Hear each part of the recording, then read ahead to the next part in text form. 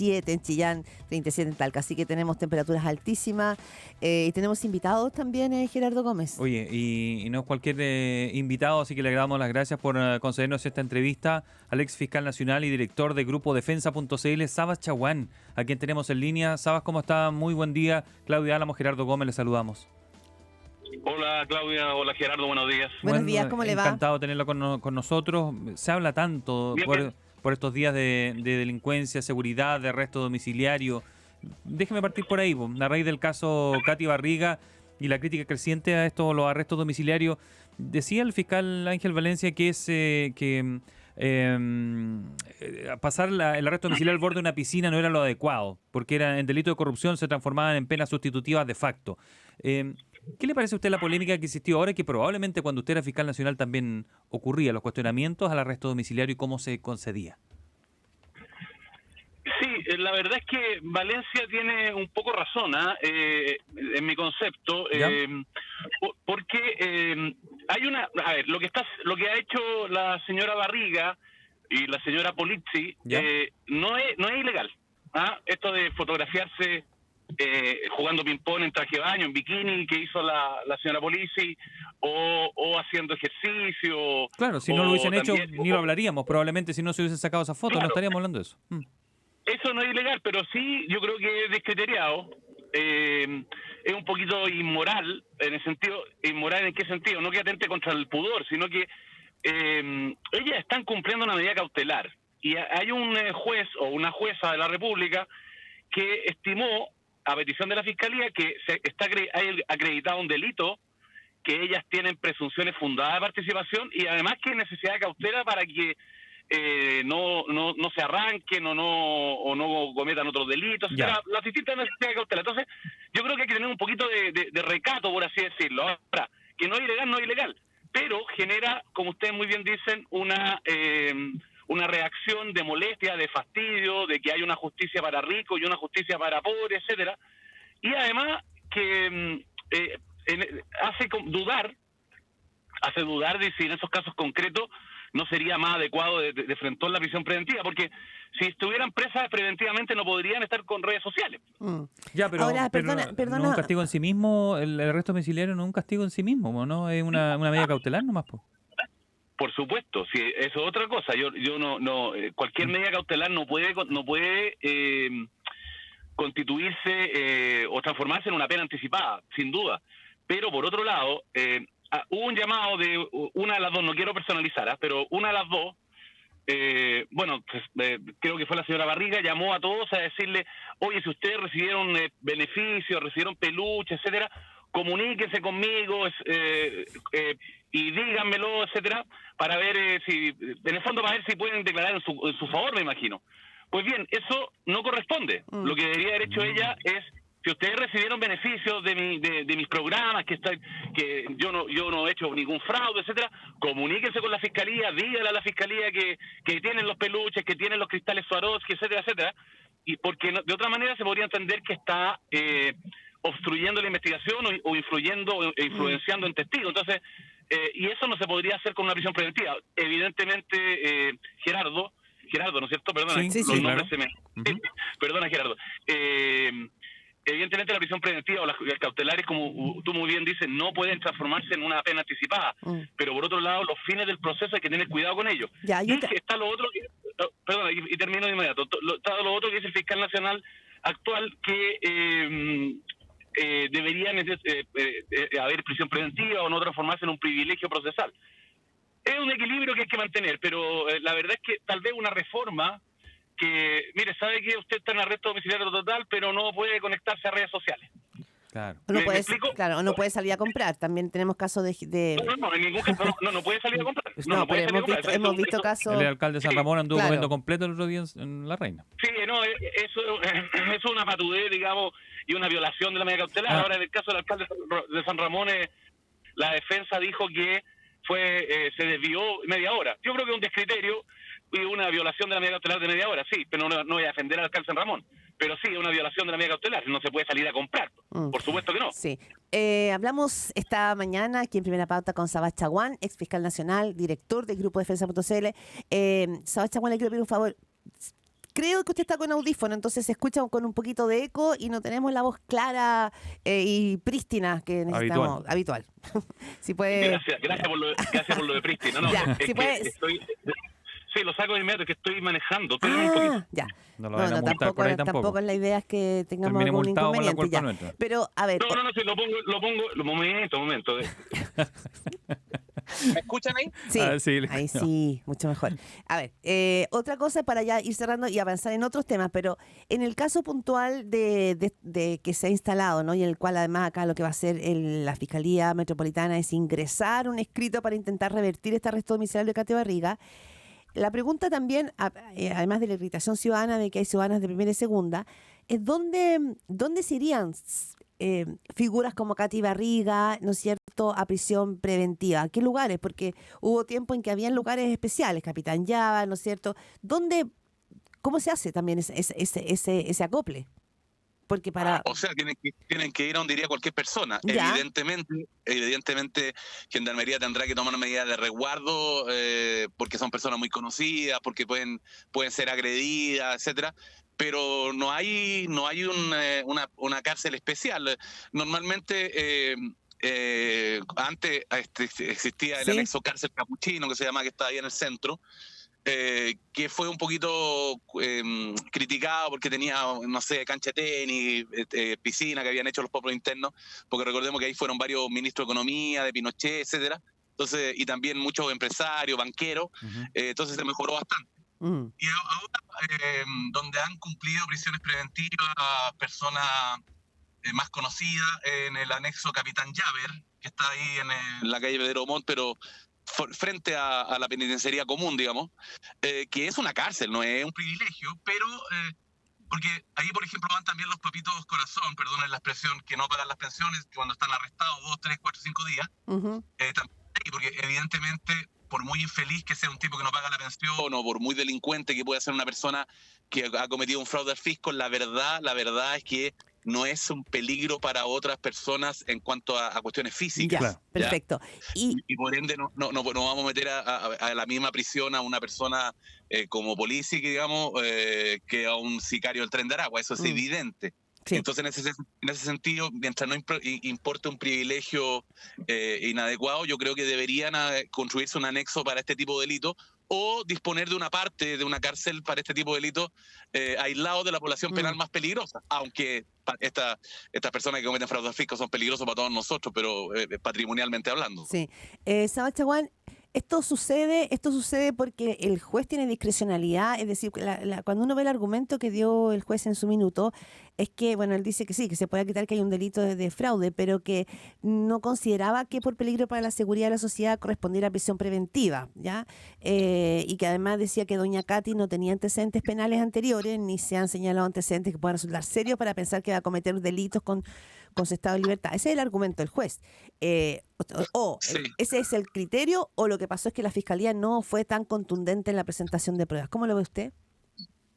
No, yo creo que la Fiscalía sí hizo bien su trabajo, pero el magistrado tiene una posición, y es un magistrado, un juez serio, no es que haya inventado algo que no está en la ley, es su criterio. Eso, y lo fundamentó. Entonces tampoco es tan fácil que se dé vuelta en la corte. Yo creo que debería cambiarse por prisión preventiva, pero no es que sea un juez termocéfalo, es un magistrado que es conocido. Y yo, en este caso, en otros casos puedo discrepar de su criterio. Yo creo que aquí hay un error que le correspondería a la prisión preventiva, pero no es una arbitrariedad, ¿ya? Y su argumento no son baladíes, no son ridículos. Perfecto. Entonces hay que tenerlo en consideración. ¿Sabes? Ahora, sí, perdón. El tema es que el peligro para la seguridad de la sociedad, el legislador le ha ido introduciendo muchos detalles para que los jueces puedan considerar que se constituye un peligro para la seguridad de la sociedad, y no solamente en delitos de sangre, por así decirlo. O sea, está la sanción legal probable, por ejemplo, si tienen muchos procesos anteriores, que los procesos anteriores no concurren en el caso de Katy Barriga, pero sí, por ejemplo, la sanción legal probable, porque el fraude al fisco, cuando son más de 500 unidades tributarias mensuales, que acá hay mucho más, tiene una pena de presidio mayor, o sea, hasta 10 años. Bien. En teoría, o sea, puede haber atenuantes también. Usted escucha a Sabas Chaguán, fiscal nacional, director legal del grupo Defensa.cl, conversando aquí en Primera Pauta. Sabas, la alcaldesa Evelyn Matei hace algunas semanas nos decía aquí, y el gobernador Orrego esta semana, que coinciden en que hay una falta o una falla en el Poder Judicial, que usaron la frase apretar más la mano. Esto por el número alto de personas que han sido detenidas y vuelven a reincidir. Yo tomaba el caso de Tomasito, que lidera la banda que campea afuera del terminal de buses allí en Estación Central y tiene 71 detenciones, 35 por hurto, 11 robos por sorpresa, 3 robos con intimidación, 8 por porte de arma. Y allí está, por lo más bien, todos los días nos atiende ahí en la afuera del terminal. Entonces, quiero saber si es que usted nota que hay un problema de justicia legal, hay un problema en la fiscalía o otros que hay un poder que no habla, los jueces. Ellos no salen a hacer esas explicaciones. ¿Dónde ve usted la gran falla para que se nos siga repitiendo este tipo de cosas?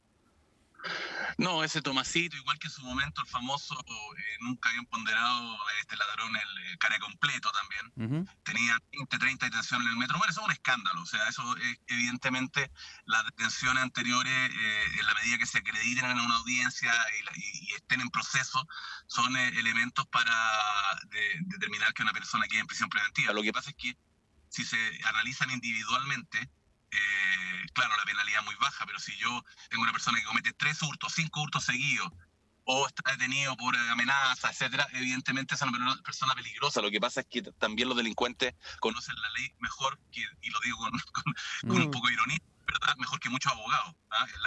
Se manejan en la ley penal al dedillo, entonces saben hasta dónde, cuánto robar, cómo se descargan en la jerga de los delincuentes.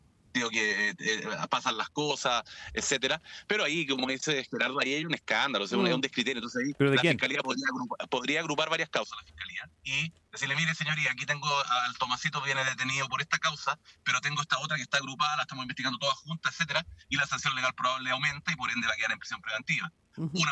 Otra hipótesis, enfatizarle al juez que es un peligro la libertad de este sujeto y las 20 detenciones con antecedentes probatorios, o sea, un cruce de información expedito. Porque ¿qué pasa cuando detienen a estos pelafustanes? Viene... Dentro de 24 horas se hace la audiencia de control de detención. Entonces ahí debería aceitarse, por así decirlo, más rápido el traspaso de información para que el fiscal o la fiscal que vaya a la audiencia tenga la batería de argumentos rápido para que el juez lo deje detenido. Y por otro lado, hay jueces que son más, por así decirlo, duros que otros, porque eso somos como todos seres humanos, hay criterio y criterio. Entonces, el mismo magistrado que dejó en libertad a la señora Barriga, le enrostraban que la semana pasada había dejado en prisión preventiva a un tipo de 18 años por un robo de celular, ¿ya? Entonces decían, ¿cómo? Un criterio para otro, un criterio para el otro lado. Bueno, es que el robo del celular tiene una penalidad también alta, el sujeto a lo mejor tenía antecedentes, todo eso hay que cotejarlo. Si usted me pregunta, yo creo que debería concretizarse. Además, el legislador puede darle una herramienta adicional a los jueces. No podrá, digamos, otorgarse una medida distinta de la prisión preventiva. Disminuir la discrecionalidad, disminuirla. Sabas Chaguán, ex fiscal nacional, director de Grupo Defensa.cl. Usted fue fiscal nacional y lo quiero cambiar un poquito de tema, a 2 temas, pero voy a partir por uno. ¿Cómo ve usted polémicas que tienen que ver que hemos visto tensionamiento en poderes del Estado? Me refiero a algo que pasó hace 3 semanas, ¿no? Cuando el general director de Carabineros pedía inhabilitar a los fiscales Jimena Chón y Javier Armendáriz por el caso del 18O, ¿ya? Porque finalmente lo que uno ve acá es que empiezan a chocar criterios. Y usted fue fiscal nacional. ¿Qué se hace en esos casos? ¿Cómo ve esa disputa? ¿Es legítimo que una figura, ¿no es cierto?, como el general Ricardo Yáñez pida inhabilitar a los fiscales? ¿Es normal que suceda? ¿Es parte, digamos, del juego democrático? ¿O a usted le preocupa que haya aquí un choque de trenes? Son como 6 preguntas en una. Sí, perdón. A ver, yo no tengo remilgo en decir que hay que aplicar la ley. En su momento yo había dejado de ser fiscal hace un tiempo y me preguntaron por la famosa Operación Huracán. Se acordarán ustedes que el director de inteligencia de Carabineros llamó a no ser al Poder Judicial a que no le hiciera caso, por así decirlo, a la Fiscalía. Y resulta que no sé si está condenado, está a puerta de ser condenado. Yo dije en su momento, el mismo día, dije que lo que está haciendo el general Blue es una ilegalidad. Que era una ilegalidad. Juego democrático. Juego democrático, yo creo que la verdad los generales, directores y carabineros no deberían exponer a las instituciones a producir estas tensiones, ¿ya? Porque son subordinados al poder civil, no le conviene a su jefe que lo podría sacar del cargo, etcétera. Pero, por otro lado, el general Yáñez tiene todo el derecho a pedir la inhabilidad de los fiscales que están a cargo de su causa, ¿ya? Una cosa es que tenga todo el derecho, me refiero a todo el derecho procesal, y otra es que yo esté de acuerdo con que están inhabilitados.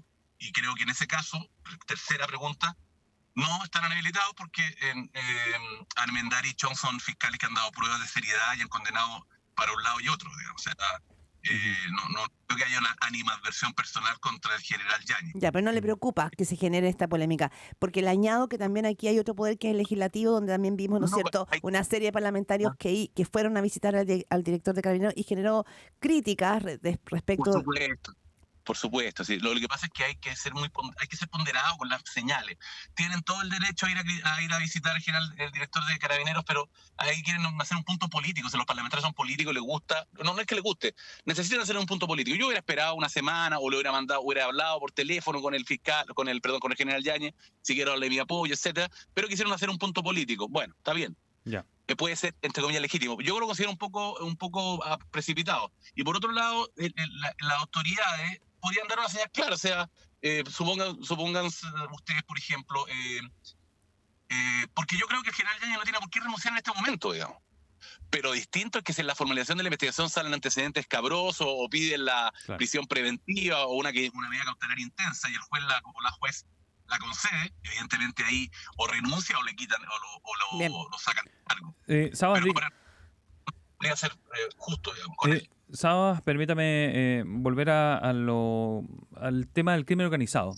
Cuando usted estuvo fiscal nacional, ahora está en Grupo Defensa.cl, no sé si en ese tiempo ya lo del crimen organizado estaba, usted lo veía venir, se veía venir, había antecedentes, había muy poco, y esto lo quiero enlazar con el tema carcelario, porque Chile no tiene un sistema carcelario de una cárcel severa de aislamiento. Tuvimos al ministro de Justicia sentado en este estudio hace una semana y él decía que había una unidad aquí en Santiago que era bien severa, donde habían 120 reos peligrosos muy, muy aislados. ¿Qué le pasa con el crimen organizado y qué opina del sistema carcelario que algunos, como el fiscal Ángel Valencia, piden tengamos un sistema a la italiana con aislamiento total?